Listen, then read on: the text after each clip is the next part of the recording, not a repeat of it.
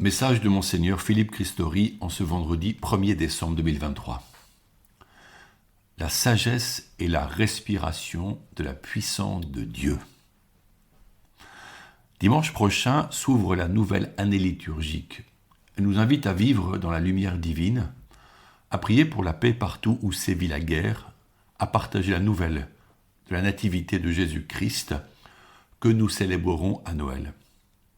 Si beaucoup de personnes veulent cacher la vérité de la venue de Jésus en parlant des fêtes de fin d'année, nous affirmons clairement que notre espérance est dans la présence du Fils de Dieu, venu par le sein maternel de la Vierge Marie, demeurant éternellement présent par son Esprit Saint. Il nous accompagne et guide nos pas sur le chemin ardu de la vie. Comment masquer par des artifices et des paillettes la simplicité et l'importance de l'incarnation?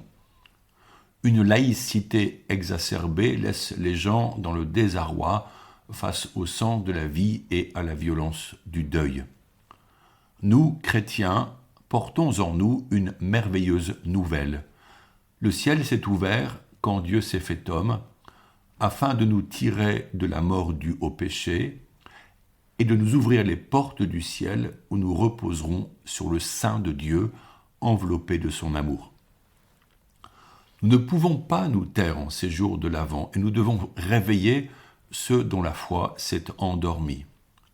Soyons les porteurs joyeux de cette bonne nouvelle par tous les moyens possibles, par des rencontres avec ceux qui sont seuls, par des mots et des gestes qui diront la bienveillance que nous désirons partager, afin que notre société s'élève vers plus de bien et d'humanité heureuse.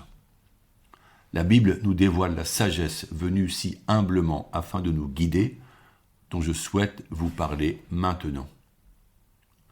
Le livre de la sagesse est un écrit juif assez tardif au sein de l'Ancien Testament, rédigé en langue grecque par son auteur qui parfois est confondu à tort avec le roi Salomon, certes connu pour sa sagesse, mais qui vécut bien avant que ce livre ne soit écrit. Dans la Bible, la sagesse est personnifiée, ce qui veut dire qu'elle est tantôt un attribut de Dieu, tantôt Dieu lui-même ou son esprit, troisième personne de la Sainte Trinité. Voici un passage inspirant de ce livre. Je cite.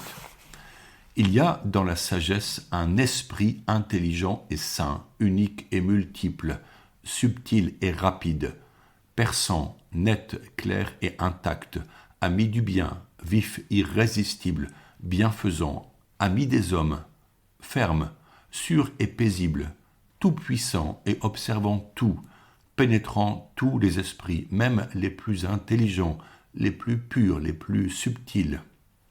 La sagesse, en effet, se meut d'un mouvement qui surpasse tous les autres. Elle traverse et pénètre toutes choses à cause de sa pureté, car elle est la respiration de la puissance de Dieu, l'émanation toute pure de la gloire du souverain de l'univers. Aussi, rien de souillé ne peut l'atteindre. Elle est le rayonnement de la lumière éternelle, le miroir sans tache de l'activité de Dieu, l'image de sa bonté.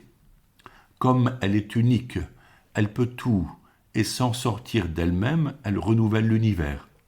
D'âge en âge, elle se transmet à des âmes saintes pour en faire des prophètes et des amis de Dieu. Car Dieu n'aime que celui qui vit avec la sagesse. Elle est plus belle que le soleil, elle surpasse toutes les constellations. Si on la compare à la lumière du jour, on la trouve bien supérieure, car le jour s'efface devant la nuit, mais contre la sagesse, le mal ne peut rien. Elle déploie sa vigueur d'un bout du monde à l'autre, elle gouverne l'univers avec bonté. Fin de citation. Le début de cette péricope biblique décrit les qualités de la sagesse que nous espérons pour toute personne, car elles donnent à l'être humain de comprendre sa vocation pour l'infini. L'homme est créé et fait pour l'infini de l'amour et de la miséricorde, et ultimement, il est destiné à l'infini de la vie éternelle.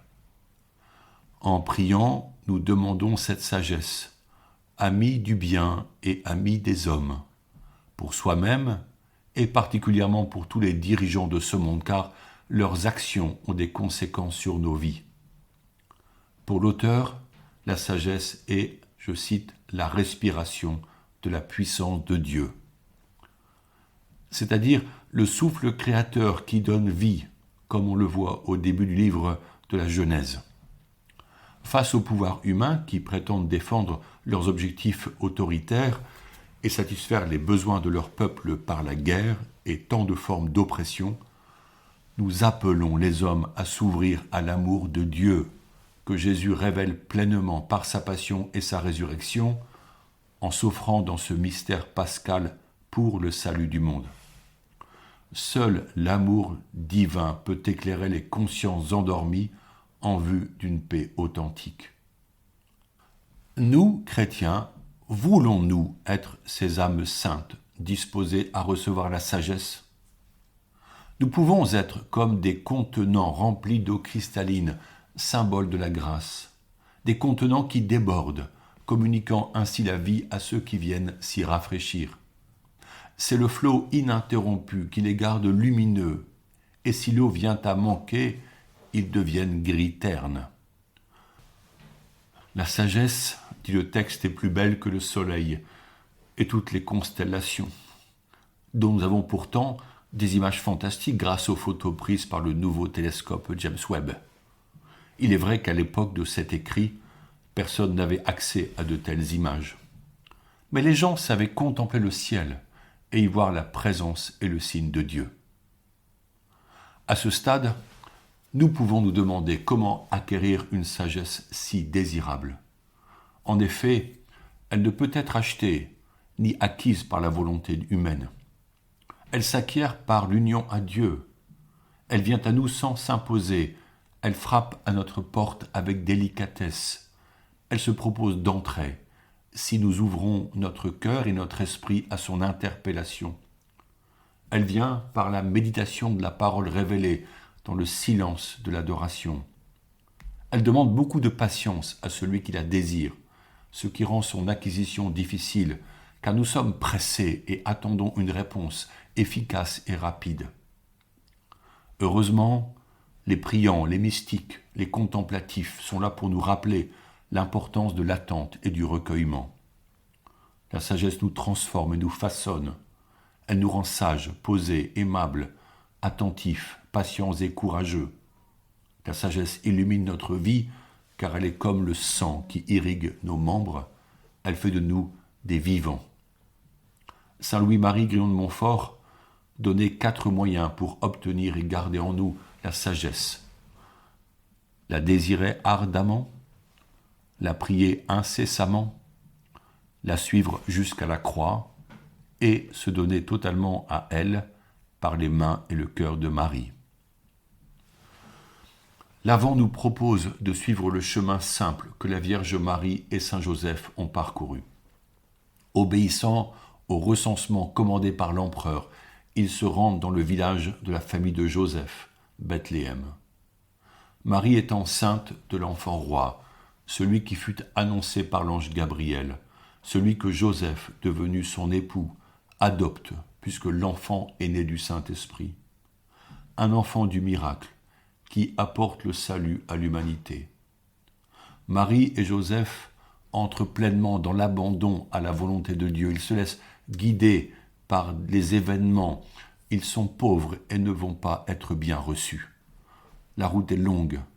Marie fait sans doute la route montée sur un âne afin d'économiser ses forces, car la naissance de l'enfant est imminente. On peut les entendre fredonner les paroles des psaumes pour se donner du courage. Ils forment un jeune couple discret, sans apparat, porteur pourtant d'une promesse à advenir. Pendant ces 3 semaines de l'Avent, semaine de l'attente, mettons-nous à l'écoute du silence pour recevoir la sagesse de Dieu et considérer la parole comme un trésor à chérir, afin de porter à ceux et celles avec qui nous vivons et travaillons le témoignage de la fête de la Nativité, loin des considérations marchandes et des sollicitations des soldes et leurs rabais. Recherchons en famille avec des amis, en paroisse, ces moments simples pour lire l'Évangile et faire un court partage au début d'un repas, en face de la crèche, dans le lit conjugal, ou encore au début d'une réunion. Si nous n'attachons plus la parole du Deutéronome sur notre front comme nos frères juifs, posons-la sur notre cœur pour qu'elle nourrisse l'amour que les autres espèrent de nous et soyons généreux en aimant. Prions maintenant de tout notre cœur, comme le pape François le demande. Prions pour la paix dans les lieux où les hommes se déchirent. Prions pour ceux qui sont victimes de violences partout dans le monde et en France. Pour conserver la paix, faisons de notre cœur un oratoire pour que Jésus y soit logé. Je vous propose de dire une dizaine du chapelet ensemble, soit un Notre Père dit Je vous salue Marie et un Gloire au Père. En priant la Vierge, nous savons que sa mission est de présenter nos demandes à Dieu, et elle le fait, soyons-en sûrs. Notre Père, qui es aux cieux, que ton nom soit sanctifié, que ton règne vienne, que ta volonté soit faite sur la terre comme au ciel. Donne-nous aujourd'hui notre pain de ce jour. Pardonne-nous nos offenses, comme nous pardonnons aussi à ceux qui nous ont offensés. Et ne nous laisse pas entrer en tentation, mais délivre-nous du mal. Je vous salue Marie, pleine de grâce. Le Seigneur est avec vous. Vous êtes bénie entre toutes les femmes, et Jésus, le fruit de vos entrailles, est béni. Sainte Marie, Mère de Dieu, priez pour nous pauvres pécheurs, maintenant et à l'heure de notre mort. Amen. Je vous invite à continuer par vous-même. Bonne journée.